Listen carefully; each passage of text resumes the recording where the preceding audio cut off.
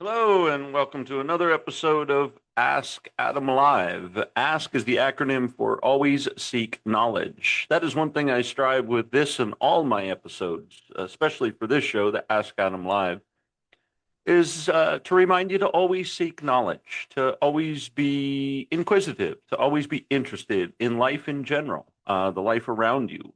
First of all, understanding more about yourself, understanding more about other people, and then understanding more about your passion, whether it be your job or your hobby, or just try to learn more. Uh, Many people have asked me, um, I guess, just how I know things. And well, so much of it was because I was just interested. When I saw someone doing something, I took a minute to ask them how they were doing it, maybe why they were doing something a certain way that I didn't understand. And I always ask. So I guess that's kind of where this big idea came from, is to just always seek knowledge. That's kind of what I came up with, is that's why I know what I know. And that's why I feel it's so important to share with you, is to remind you that we should always be seeking knowledge. Now let's get into today's show. Overcoming imposter syndrome. Let me just start out by saying you're not a fraud. You're becoming. You're becoming what you're supposed to be. You're becoming your soul's purpose. Again, another foundation of what this show is all about. Have you ever wondered, who am I to be doing what you're doing? You're not alone. You're not wrong. You're just growing. Imposter syndrome, I think, has been mislabeled as insecurity. It's what happens when your identity catches up to your opportunity, quite frankly. I remember, well, I guess there was several times that, but I guess the one, and I'm really trying hard to relate, because every time I've been pointed in a direction in my life, I just kind of went for it. I knew that I was supposed to be there. So forgive me on this one if I take it slightly on the light level for this particular episode. Is I never really felt imposter syndrome. Okay, maybe a little bit, but not like everyone else. See, everyone else, or not a certain percentage of you, and let's get through this, and you'll relate as you relate to yourself. Some of us just plow through something and know, hey, we got to do it. We put the blinders on, we plug our nose, we just we do something just for the sake of doing it. Sometimes it's a matter of survival, that we just act, even though it's something that scares us to death, even though it's something we're unsure of, even though we don't think we're worthy.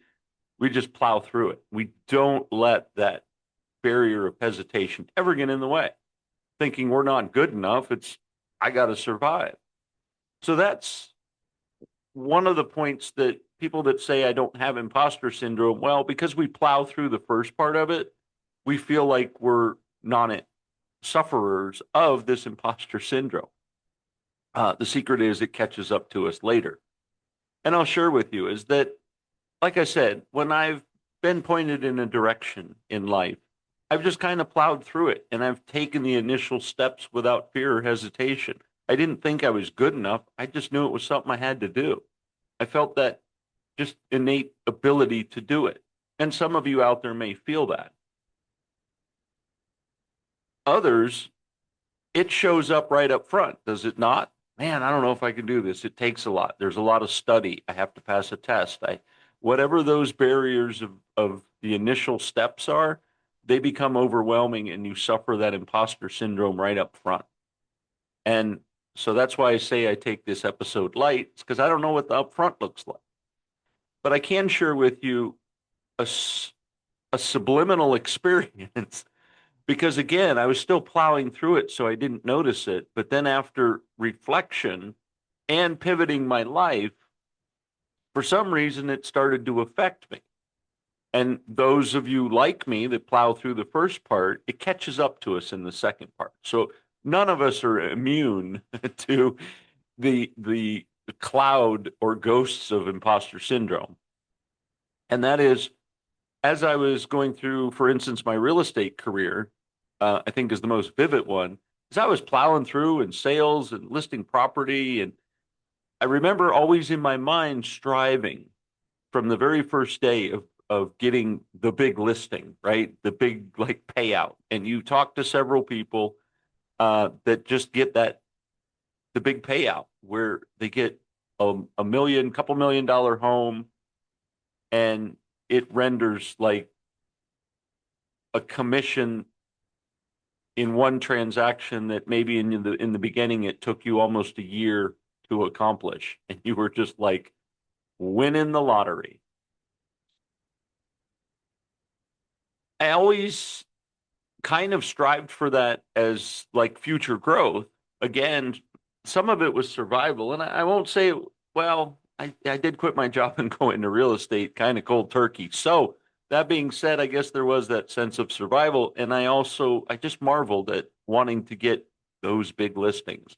I wanted to have those big transactions. I marveled the individuals that had those transactions. In fact, as I was combing through the MLS, studying the market constantly, I would come upon, oh, that property sold, and I would, dial down to see who the transactional agents were, and I went, wow, man, good for them.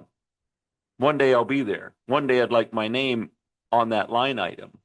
It was once or twice, but I can share with you this, and I'm trying to keep this wrapped up. Is I remember being at the listing appointment, gaining that property that I was going to transact to render this obnoxious commission. And I remember prepping for it. I remember sitting for it. I remember leaving for it. I had these little hints of reminding me I was in a space I shouldn't be in. And that's where I say the ghost kind of sneaks up, is because you're all powerful and confident. And then all of a sudden it shows up and says, you're not worthy to have this great thing. You're not worthy to get the eventual outcome of this thing. And I kind of really, I didn't pay attention to it, but it's a seed is the best way to say. And it was a seed that kind of got planted. And I say that it got planted because you don't pay attention to it. You're busy powering through. So those that power through the front, yeah, we're breezing through life pretty easy on that front side. But on the back side is where it hurts worse because, again, as I've mentioned in many other episodes, you got to kill the monster when it's a baby. Those of you that have that issue up at the front of something, you're killing the monster when it's a baby. Because we've pushed that little monster away and we're catching it on the backside, well, now that little monster has almost like a quick seed effect. I think of like wildflowers. The seed falls, poop, and within a short period of time, you've got weeds everywhere. So this kind of crept in a little bit. And again, I didn't pay attention to it. I ignored it and I powered through. But I'm sharing with you this is when I decided to change my market drastically by moving 1,600 miles to a different market and reinventing basically myself in the real estate world, which I don't necessarily recommend, but I also think it was really just a thing of the times, is the value of homes in general that I was dealing with 3 times automatically, multiplied by 3 as far as value. They were way up there and they climbed even further from that point. So those that kind of paid their dues and beat up the imposter syndrome at the beginning and or found it and discovered it through long term of service, well, I found those were kind of the successful people in that business because it was just part of the times that they were dealing with. And I'm not saying it was the price of the home or the clientele or anything like that. I think it was more in my head that I was dealing with, well, and a little bit of some personal issues too, if I could just stretch, that I was in a place that maybe I didn't belong. I shouldn't have been there. So morphing all of this into a ball and creating this monster is what basically created a little bit of imposter syndrome for me. is that I was constantly being reminded I didn't belong there. And that was from, shouldn't say because, but it was from a host of multiple things. So you want to get this thing when it's a baby. Just kill that monster. And then it won't bother you in any other facets. But again, because I didn't really pay attention to it and I was surviving, I packed that monster along with all of my belongings and took it 1,600 miles with me and took it to a much more fertile ground where this monster just grew. You know that kid that you see in school that one year is, average, comes back to school the next year and he's 3 times the size of the rest of the class and all the basketball coaches want him. Yeah. Well, that was what this monster did. Just grew exponentially. And again, I still didn't realize it or notice it or pay attention to it because it wasn't my thing. Remember, on the front side, I didn't see it. But now all of a sudden, it was kind of on the back of the backside that I recognized there was so many other factors that were creating this mindset that I had. And that was part of, and I may have mentioned it in other episodes, was where I really just decompressed. I mean, you talk about taking air out of a balloon.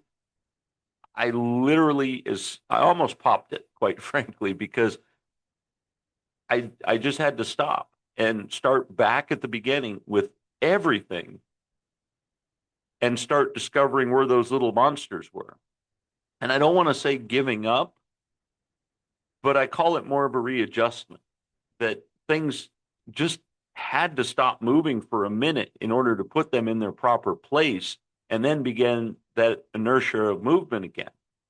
It was an interesting time, and I think there was several episodes that have dived into it. If not, it certainly is brought up in other episodes that I have that you'll find on this channel called Walks on the Beach, which is more of the personal side of me. Anyway, I digress. Let's get on with the show.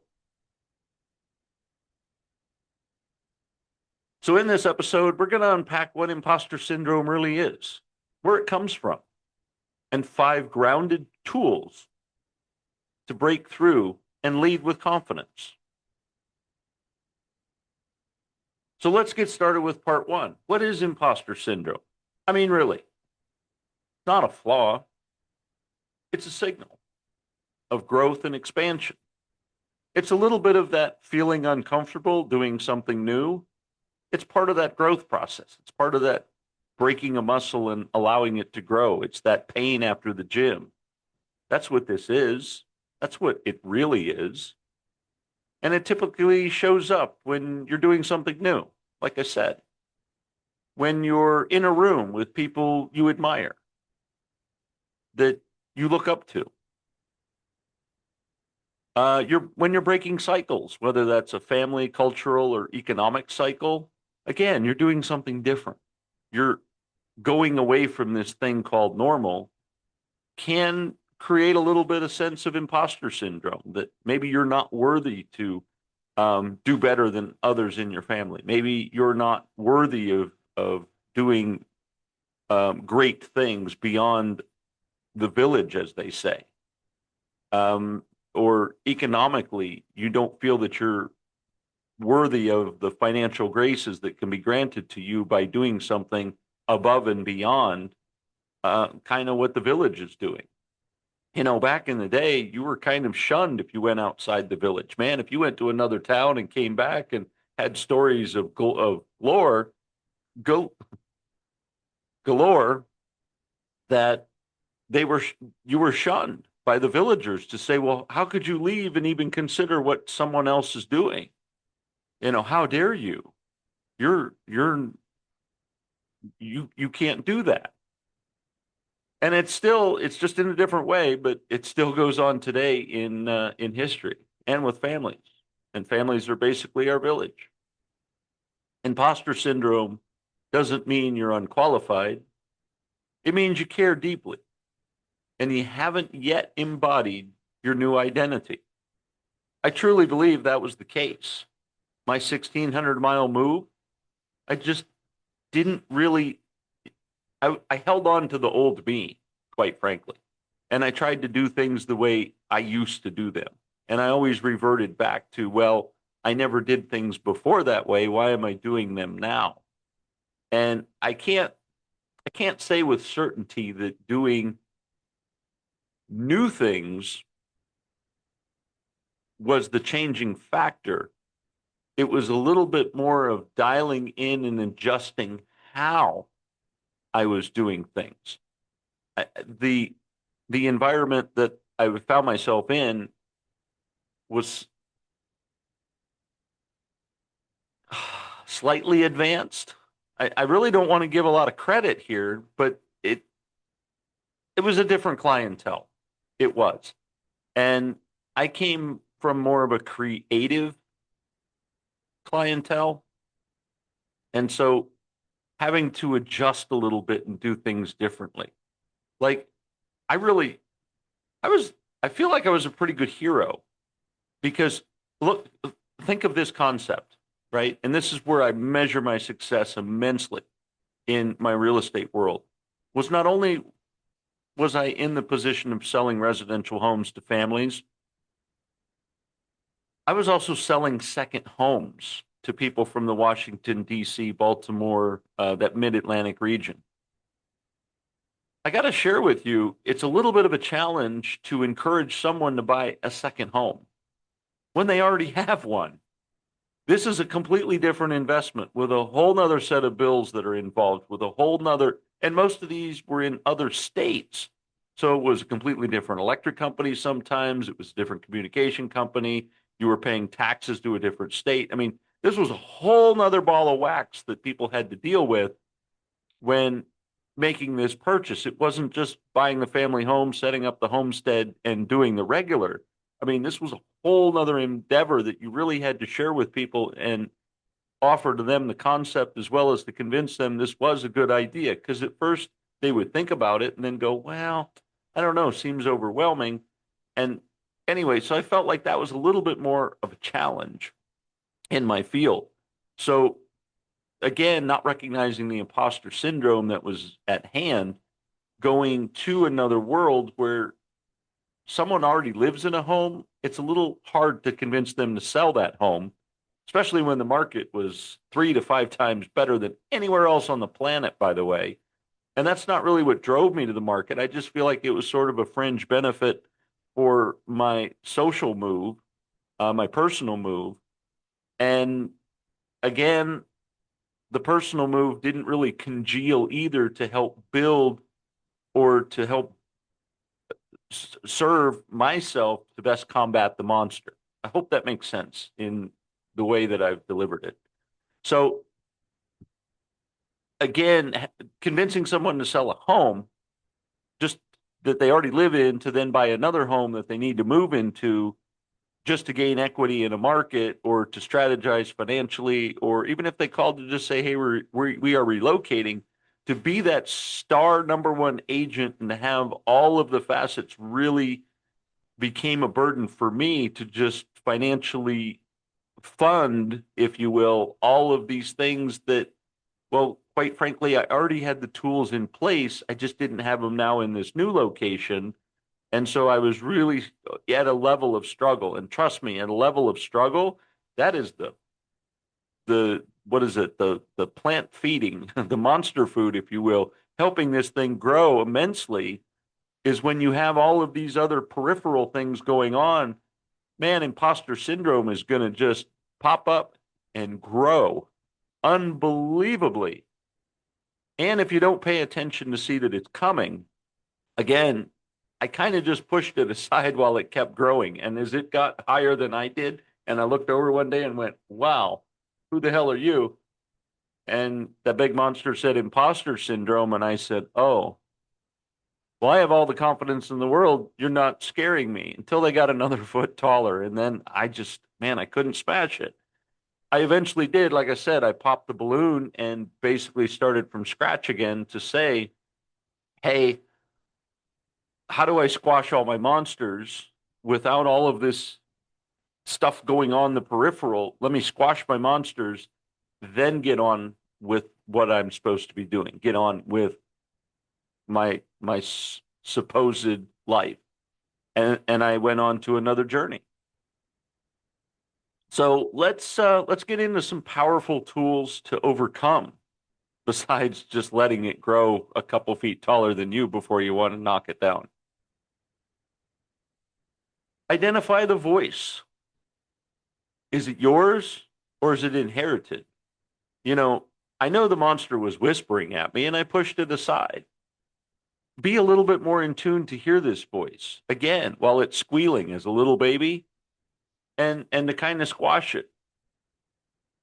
And remember to it's also called like an inner critic, if you will, and give it a persona, give it a name, like Doubting Debbie or Frank the Fraud. And I think by giving it an identity, you now can start measuring and create a distance from it. You're not ignoring it, you're acknowledging it.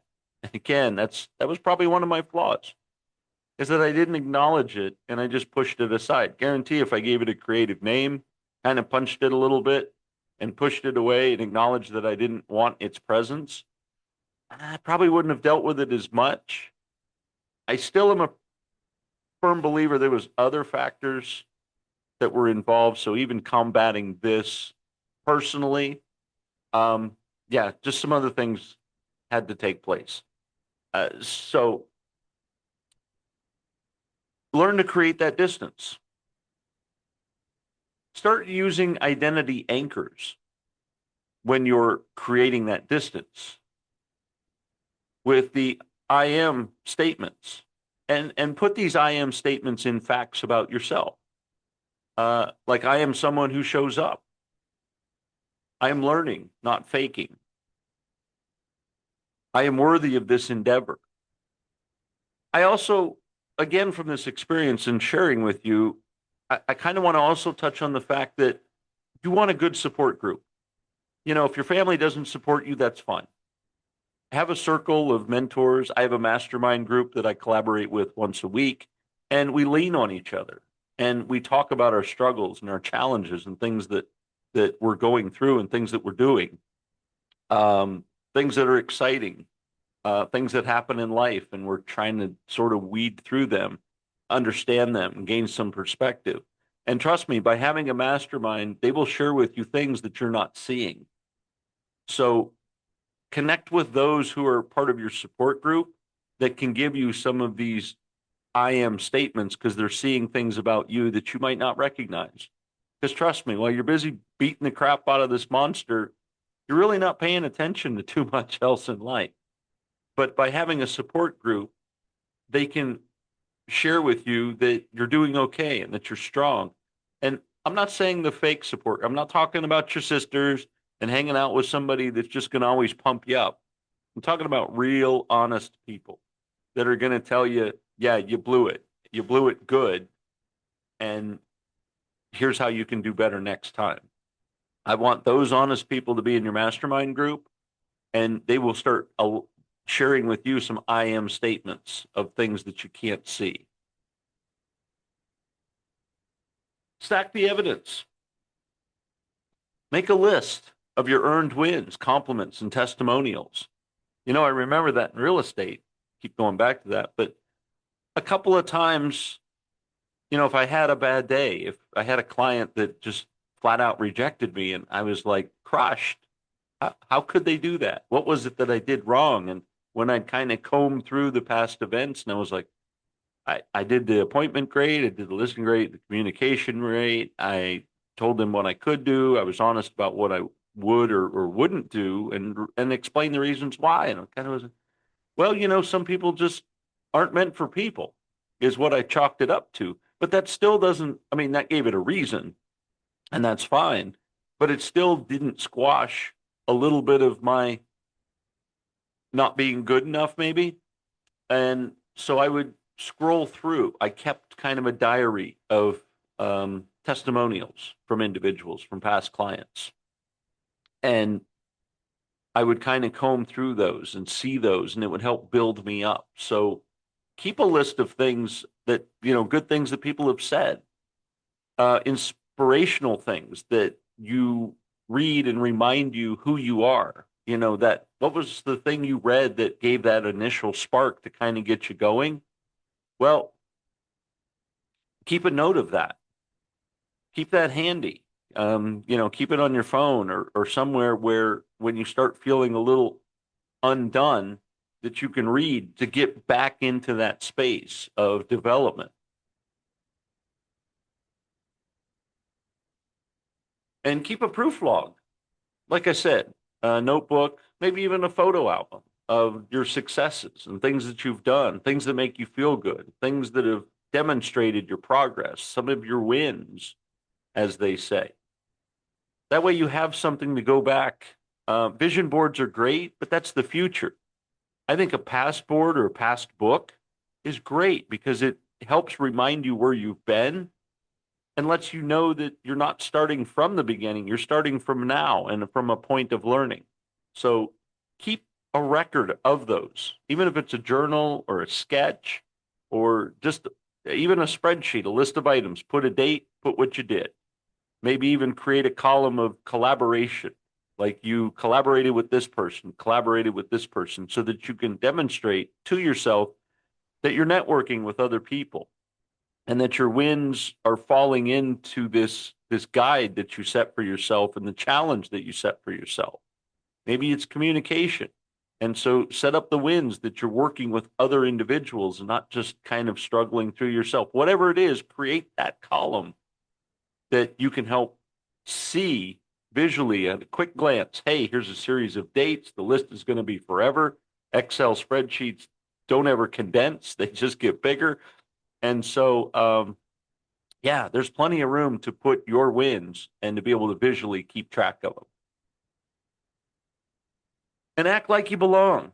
Instead of trying to feel confident, practice showing up as you are. Your behavior trains your brain. In some of the workshops, we talk about physiology and kind of how you walk in a room is sort of how you set the tone and almost how you're setting how you want people to approach you and how you want to be treated. And I'm not saying you have to be pompous or glamorous or be like, I'm trying to think of one of those pop stars that always has to do something crazy. Well, Madonna was one of them. Maybe Lady Gaga, where it was just like, you don't have to be outrageous, but just show up with authenticity of the real you, with the confidence that you belong in that space and that you're supposed to be there, and with that internal energy that you have, then you're going to kind of squash the monster, right? It's those little tamps on that monster. Remember, it's a baby. And so you're just kind of stepping on its toes, quite frankly, and letting it know that it doesn't belong there. It's kind of getting in your way, and you'd really like it to go away. And just remind yourself that I'm here. I'm here to serve. I'm here to be me. I'm here to do what I need to do. When you do these, you will not feel like you don't belong in the room. You will have the confidence built that you can manage the room and control the room. And I'm not saying in that powerful way, I'm saying that you're not going to be manipulated. And that sometimes feeling like you could be manipulated can also create that imposter syndrome. And so all of a sudden your defenses come up and now you're treating things completely different. And quite frankly, you will get treated different. So again, physiology, the things that you say, and many times just being silent. Don't feel like you have to say anything and have that confidence within to know I appreciate the conversation. I belong in this room. I'm learning things and I don't have to speak. There's an old proverb or saying that says, people know what you know when they hear what you say. Sometimes just being there can be influential enough. And if somebody asks you something, you say with all confidence in a very short statement what you know, maybe even what you believe, and then leave it at that. Don't feel like you have to sell yourself in that moment. That is where I think the monster starts stepping on your toes and going, hey, tell them about this, tell them about that. And pretty soon you can sometimes diminish your position by just sort of sharing too much. And so keep that confidence up.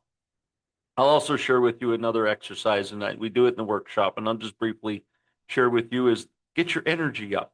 Before you get into that room, um, pump yourself up. I know when I go on stage, I rev my RPMs up. Man, I am a race car. I am like my adrenaline is going and I'm getting going and I'm moving and shaking and it when I hit that stage it's like I ran a marathon. Not that I'm exhausted, but my energy is up and my adrenaline is up. And then once I understand the room, then I dial it down. But I don't come in with my shoulders down and just kind of, oh, here I am, and then have to try to build myself up to the room. No, you want to bring yourself down. So pump yourself up. Again, some of the mantras we've talked about, share those with yourself. Stand there in the mirror, do it in private, wherever it is. Get yourself pumped up for that space and arrive. That's going to step on the toes of imposter syndrome and remind you that not only are you supposed to be there, but you're supposed to be there and you have a purpose to be there. Here's a leadership insight. Well, with a little coaching prompt. What if imposter syndrome is actually proof that you're in the right room? That you're not only unqualified, you're upgrading. Everyone feels it, and everybody in that room, if they were honest, would tell you. The difference is you should act anyway like you are in that room. And the more that you exercise that muscle, like I said, pump yourself up. But the more that you act like you're supposed to be there, the more you are there. And physically, you're already there. So, man, bring your mind up to speed and bring it to the forefront that you're there.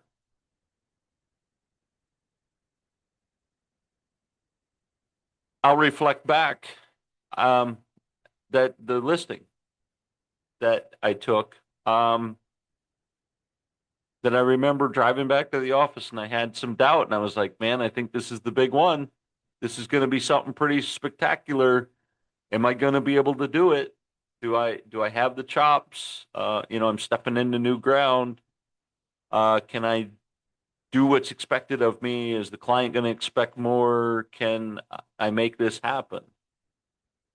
And by the time I got to the office, I had convinced myself mentally that I can do this. It's just numbers. There was some extra zeros at the end of the sale price, right?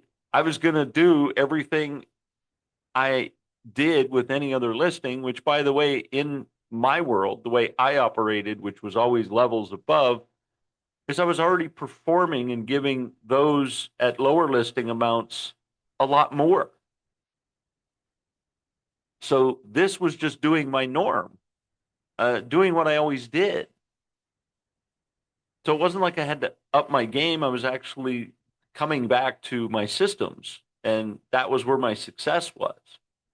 It was more of the mental capacity that started to ring in my ear, unwelcome, by the way, that I was probably stepping into some new territory that, well, maybe I shouldn't be. So in closing, you're not alone to feel like an imposter, but when you hear the whisper, you got to stop it. You got to listen and be aware that there's a whisper telling you you can't, and to squash the monster while it's a baby. See, it's not a stopping point. It's just a signpost, like a warning sign, right? Just a little warning signal. Think of it this way. You're in the car. Most modern cars have that. Some luxury cars absolutely don't have it, which I always was fascinated by. But your turn signal, right? You put the turn signal on, you got the little light flashing on the dash, and you hear a little click, click, click, click, click, letting you know, well, it's actually an electrical mechanism clicking, but it sort of is an audible to let you know that your turn signal is on, right? So it's just an indicator. So when you hear this whisper, it's an indicator. It's letting you know, hey, you're in new territory. Squash the monster. And the monster's going to come back. It really is. But you need to just be listening for it and recognize, hey, oh, imposter syndrome kicking in. Guess what? Not going to play on this round. And you go into your mantras. And you'll find that all of a sudden it becomes an unconscious event that you're going to perform through yourself. And pretty soon the monster, even when you see the shadow of the monster showing up, you're already in the mode of telling it to go away. You're never going to get rid of it because as you are leveling up in life, the monster's going to keep showing up. But recognizing where it's coming from and pushing it aside gets you that much further, that much faster. So use the 5 tools. Remember, we're going to name our monster. We're going to identify the anchors of the things that are going to try to root us, family, culture, economics. We're going to stack the evidence. Remember, we're keeping journals and keeping an identity of kind of what we've done. And so reflect back to your evidence and look back at it as often as you need to. And remember, not only physiologically pump yourself up and act like you belong. I remember hearing the term, kind of going back to starting in real estate, there's a lot of trainers and teachers would say, fake it till you make it. And I was like, that didn't resonate with me because I don't want to be fake, but I just acted like I belonged there. I remember my first listing. They didn't know it was my first listing. And I kept telling myself that. And I acted like it was my 100th listing. And then I answered the questions like I already knew the answers.